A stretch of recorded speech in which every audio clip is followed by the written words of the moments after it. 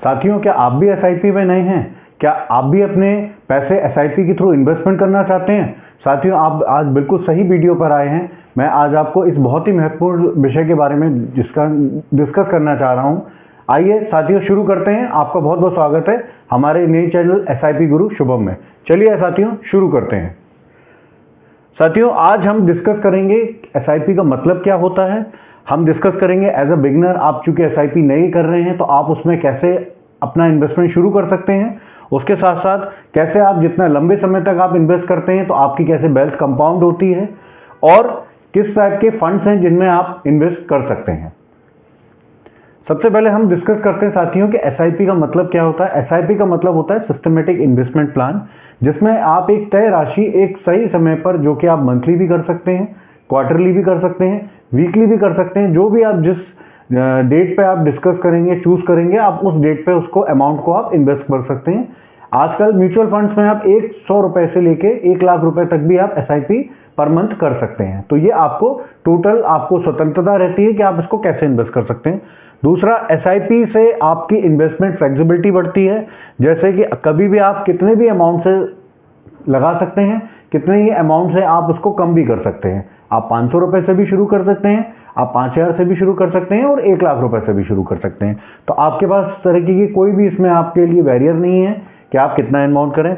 दूसरा, आप एसआईपी के थ्रू जब भी इन्वेस्ट करते हैं तो आपको डिसिप्लिन रहता है। जैसा कि हम सभी जानते हैं कि चूंकि एक तय राशि आपकी सही समय पर, चाहे मंथली हो, क्वार्टरली हो या वीकली हो, वो अमाउंट आपका हर डे में अपने आप जाके इन्वेस्ट हो जाता है। तो आपको एक डिसिप्लिन वे में आप उसको लॉन्ग टर्म में इन्वेस्टमेंट करते रहते हैं। आपको मार्केट को टाइम करने की जरूरत नहीं है। दोस्तों, आज हम डिस्कस करने वाले हैं कि हम एसआईपी क्यों करें।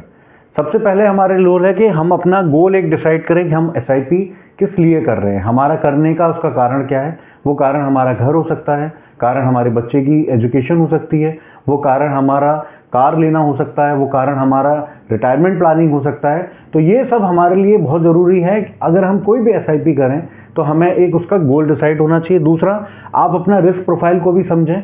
रिस्क प्रोफाइल डिपेंड करता है, अगर कोई व्यक्ति 20 से 25 साल की एज पे शुरू कर रहा है तो उसके पास एक लंबा होराइजन है, वो एक लंबे समय तक उस अमाउंट को इन्वेस्ट कर सकता है, क्योंकि उसको मार्केट की वोलेटिलिटी इसके 15 साल, 20 साल, 25 साल में होगी। तो वो हम अपना रिस्क प्रोफाइल देखें। वही अगर एक 50 से 55 साल के कोई व्यक्ति हैं, अगर वो शुरू करना चाह रहे हैं तो उनका अपना रिस्क प्रोफाइल उस हिसाब से होगा। जैसे कि हम डिस्कस करते हैं कि अगर हम लार्ज कैप फंड में करें, या जैसे हम डिस्कस करें, तो कम से कम आपको किसी भी फंड्स में कम से कम 7+ ईयर आपको मार्केट में इन्वेस्ट रहना है। आपको मार्केट को टाइम नहीं करना है। You have to be time, not only time the market, you have to be within the market. दूसरा, आप लार्ज कैप में कर सकते हैं, फ्लेक्सी कैप में कर सकते हैं, जैसे आपका टाइम होराइजन हो या आपका रिस्क प्रोफाइल हिसाब से आप कर सकते हैं। दूसरा, सबसे इंपॉर्टेंट चीज क्या है दोस्तों, कि हम एक स्टार्ट भले ही हम एक कम अमाउंट से करें, बट हम उसको लंबे होराइजन तक रखें। क्योंकि हम सबको पता है कि भले ही एक अमाउंट है, अगर हम मान लीजिए उसको 1000 रुपए भी पर मंथ करते हैं, तो वो अमाउंट आपके लाइफ में कितना बड़ा रोल प्ले कर सकता है। अगर आप उसको 5 साल पहले कर लेंगे और वही अमाउंट आप 2 टाइम्स या 3 टाइम्स भी करेंगे, तो वो अमाउंट आपको काफी ज्यादा करना पड़ेगा। तो आप जितना जल्दी हो सके उस अमाउंट को शुरू करें और उसको लंबे समय तक मार्केट में कंपाउंड होने दें। दोस्तों, अगर हम देखें वेल्थ क्रिएशन के बारे में, जैसे हमने डिस्कस किया, ग्रेट वेल्थ आप क्रिएट करेंगे तो जो आप अमाउंट अर्न करते हैं वो आपके केवल इनिशियल कैपिटल पर ही नहीं आता है, वो आपके प्रीवियस रिटर्न पर भी आता है। तो जो आपका रिटर्न है उस पर भी आपको रिटर्न मिलता है जितना आप, और इसमें एक समय बहुत बड़ा की फैक्टर है, जितना आप लंबे समय तक होराइजन तक इन्वेस्ट करेंगे, कंपाउंडिंग को उतना ही टाइम मिलता है उस पैसे को ग्रो होने में। उसके अलावा कंपाउंडिंग आपका केवल प्रॉफिट ही नहीं, इंटरेस्ट पे भी इंटरेस्ट आप उसको अर्न करते हैं। उसके अलावा जैसे मैंने आपसे डिस्कस किया कि जितनी जल्दी आप स्टार्ट करेंगे उतने ही ज्यादा अमाउंट आपका लंबे समय तक बन जाएगा।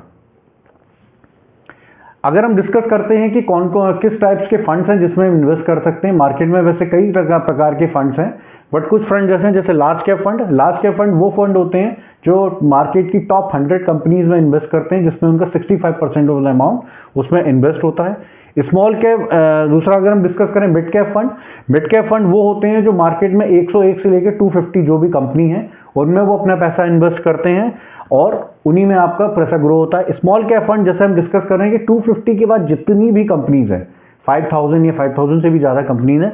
वो सारे फंड्स जो हैं स्मॉल कैप कैटेगरी में आते हैं। इन कंपनीज में बेनिफिट ये है कि आप जितना इनमें ग्रो होने के पोटेंशियल काफ़ी ज़्यादा होता है compare to large mid cap जो ऑलरेडी इन्हीं कंपनी से बन के होती है। लास्ट में हम डिस्कस करेंगे flexi cap fund. Flexi cap fund भी यही तीनों फंड होते हैं, लेकिन इन फंड्स में बेटरमेंट क्या है कि पूरा फंड मैनेजर को पूरी फ्लेक्सिबिलिटी होती है कि वो टाइम टू टाइम जैसा भी जिस तरह का मार्केट सिचुएशन उसको large cap, mid cap, small cap में वो उसको अपने हिसाब से उसको इन्वेस्ट कर सकते हैं। तो साथियों, आज हमने आपसे डिस्कस किया क्या टाइप ऑफ फंड्स हैं, क्या क्या चीज़ें हैं। अगले वीडियो में हम पार्ट 2 में आपसे डिस्कस करेंगे कि हम कौन कौन से फंड्स हैं जिसको आप उस हिसाब से आप होराइजन में जाके इन्वेस्ट कर सकते हैं और आपको किस तरह से आपको रिस्क प्रोफाइल के हिसाब से आपको क्या करना चाहिए।